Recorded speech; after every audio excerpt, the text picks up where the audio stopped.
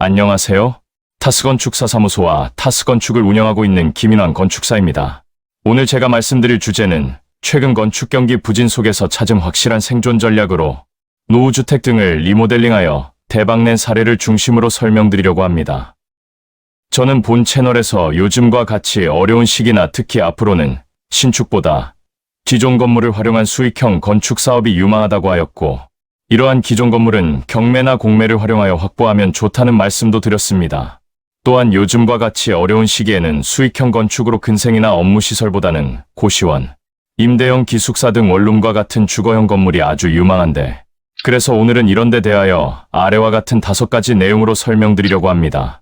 아마도 끝까지 보시면 여러분들에게 좋은 기회가 되리라 확신하며, 아무쪼록 어려운 시기에 수익형 건축 사업이나 불법 건물, 특히 경매, 공매에 관심을 가지신 분, 그리고 이런 건축에 투자하시려는 분 등에게 도움이 되시기를 바랍니다.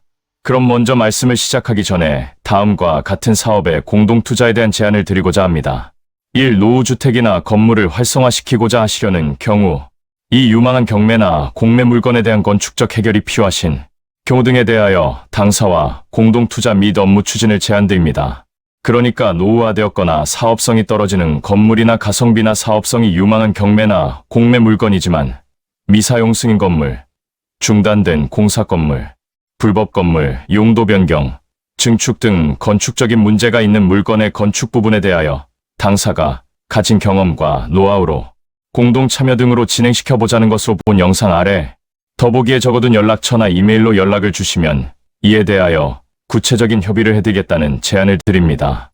그럼 보시기 전에 구독과 좋아요, 알람 설정을 부탁드리며 오늘의 주제에 대하여 순서에 따라서 첫 번째로 최근 건축 경기 부진 상황으로, 최근 건축 경기는 여러분도 체감하시듯 상당히 어려운 상황입니다.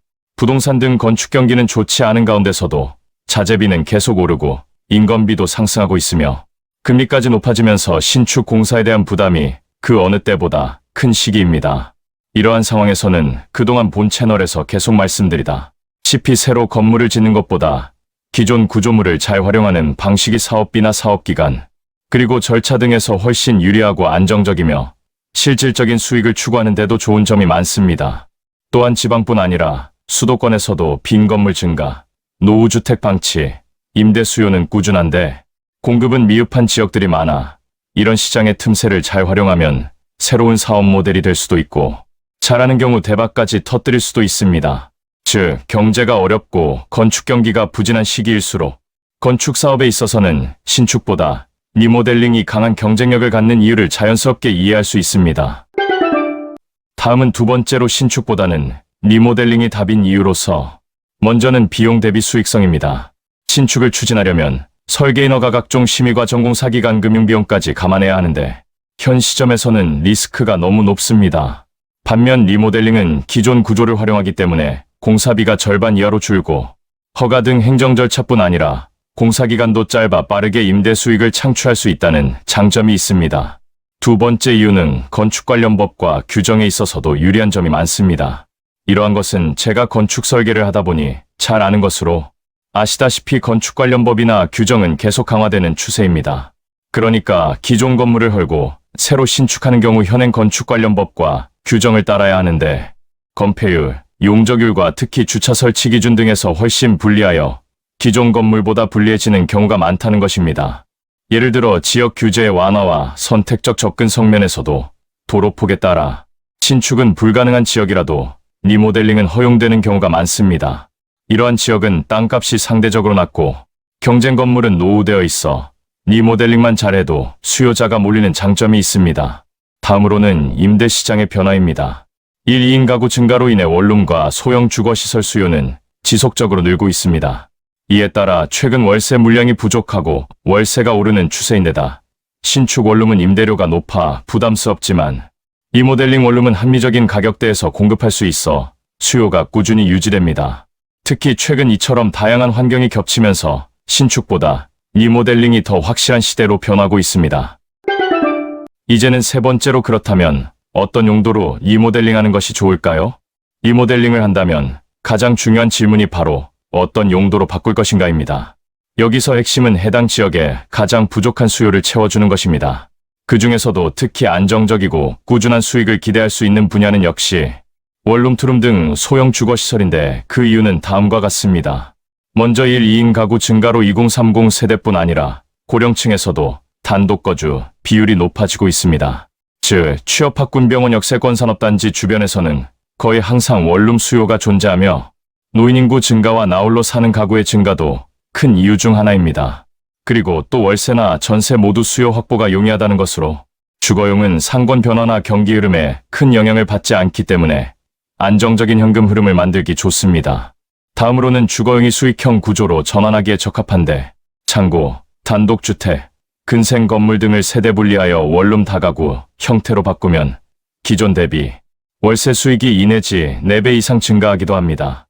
이러한 실제 사례로 노후 단독주택을 7개 원룸으로 리모델링하여 월세 380만 원 수익을 올리는 사례는 아주 많습니다. 신축이었다면 대지 면적과 도로폭 때문에 불가능했지만 기존 건물을 활용했기에 가능한 전략이었습니다. 다음 네 번째는 근생이나 업무시설보다 주거용 건물로 바꾸는 것이 사업성이 좋은 이유로 많은 분들이 노후 근생 건물을 상가로만 재활용하려고 하는데 요즘 시장에서는 주거용으로 전환하는 것이 훨씬 높은 수익성과 안정성을 확보하는 방법입니다. 이는 우리나라도 코로나 이후 업무시설이나 근생 등 상업시설을 경기 침체로 인하여 상권이 죽은 지역이 늘어나고 있는데 이같이 상권이 죽으면 공실률도 늘어나고 임대료도 크게 떨어집니다. 반면 주거용은 상권이 다소 침체되어도 사람이 살 수밖에 없는 지역이라면 안정적인 수요가 유지되기 때문입니다. 다음으로는 주거용 건물은 세입자 교체가 쉽다는 것으로 주거시설은 원룸 기준으로 연령대 직업군 생활 패턴이 다양해 세입자 수요층이 넓습니다. 그리고 수익성 측면에서도 근생 1, 2층의 임대료는 지역 따라 월 70에서 150만 원 수준인 경우가 많지만 원룸 610세대 구성으로 바꾸면 월 350에서 700만 원까지도 기대할 수 있습니다. 따라서 노후주택을 원룸 등 주거용으로 리모델링하는 것이 가장 안정적이면서 효율적인 전략이라고 판단됩니다. 이제 마지막 5번째로 노후주택 등의 리모델링 시 반드시 주의해야 할 점에 대하여 말씀드리겠습니다. 리모델링은 신축보다 간단하다고 생각하기 쉽지만 오히려 인허가공사, 범위법규 적용이 더 어려울 수도 있어서 성공적인 리모델링을 위해 다음 사항을 반드시 점검하시기 바랍니다. 먼저 노후주택 등 기존 건물의 용도 변경 허가에 관한 것으로 현재 건물의 용도가 무엇인지와 리모델링 등으로 용도를 변경하려는 최종 용도가 무엇인지를 정확하게 확인하는 것입니다. 즉, 근생 건물을 다가구 주택이나 다세대 등 공동주택으로 또는 단독주택을 다가구나 다세대 등으로 용도 변경을 하는 경우 구조 안전의 확인, 주차 대수, 대지 안의 공지, 방화 및 피난 구조 등에 관한 건축 관련 법이나 규정을 충족해야 하므로 사전에 이런 용도 변경 등의 경험이 풍부한 건축사와 검토하시는 것이 반드시 필요합니다. 이 과정에서 건물의 노후도와 구조에 따라서는 구조기술사 등으로부터 구조안전진단을 받을 수도 있습니다. 다음으로는 철거공사에 관한 것으로 노후주택 등의 리모델링에서 공사비가 가장 많이 들어가는 부분인데 내부 슬래브나 계단실 변경, 방수 늘리기 위한 벽체 철거, 배관 배선 전체 교체, 곰팡이 습기 누수 정비 등의 과정에서 예상치 못한 추가 비용이 발생하기 쉬우므로 이에 대비한 예비비를 확보하는 것도 고려해야 합니다. 특히 이 과정에서 보나 기둥 등 주요 구조부를 해체하거나 이동하는 경우 대수선에 해당될 수도 있는데 이에 따른 건축 관련 법의 검토가 필수이며 대수선의 경우 허가를 받아야 하기 때문이며 구조는 다른 어느 것보다 중요하므로 건축 실무 경험이 풍부한 건축 전문가에게 시공을 맡겨야 합니다. 또한 공사비는 가장 중요한 부분으로 신축보다 저렴하지만 무턱대고 시작하면 위험할 수도 있다는 것도 고려해야 합니다. 특히 근생 건물을 원룸이나 다가구 주택 등 주거용으로 리모델링하는 경우 세대마다 위생 설비나 난방 설비, 소방 설비, 방화문, 주차장, 단열 기준 강화 등이 추가될 수 있습니다.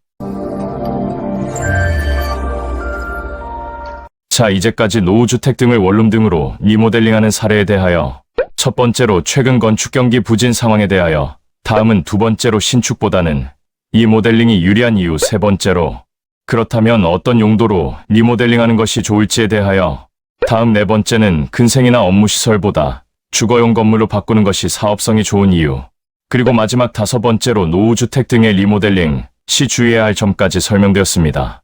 어떻습니까? 사실 이런 노후 건물이나 사업성이 떨어져 방치된 건물은 지방뿐 아니라 특히 수도권에도 많고 요즘 부동산 경기 침체로 임대나 매매도 원활하지 않습니다. 따라서 이런 노후 건물이나 사업성이 안 되는 건물이 있다면 사업성이 좋은 건물로 용도 변경을 적극적으로 검토해 보시기 바라고, 또 그동안의 경험으로 볼 때 이런 건물들은 경매나 공매로 나온 물건도 많은데 경매 등을 통하여 가성비 높은 기존 건물 취득한 리모델링 사업도 요즘과 같이 어려운 시기에는 시도해 볼 만하다고 생각하는데, 아무쪼록 오늘의 영상이 여러분의 사업에 실질적인 도움이 되기를 바라며, 혹시 오늘 설명에 대한 의견이나 경험담 등이 있으시면 선플로 남겨주시기 바랍니다.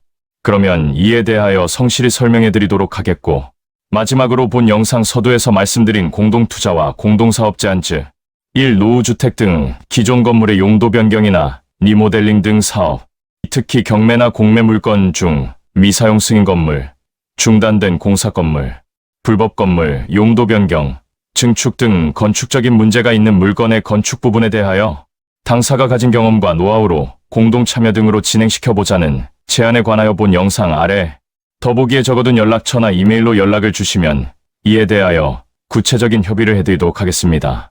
그러면 구독과 좋아요, 그리고 알람 설정을 부탁드리며 오늘은 이만 줄이도록 하겠습니다. 감사합니다.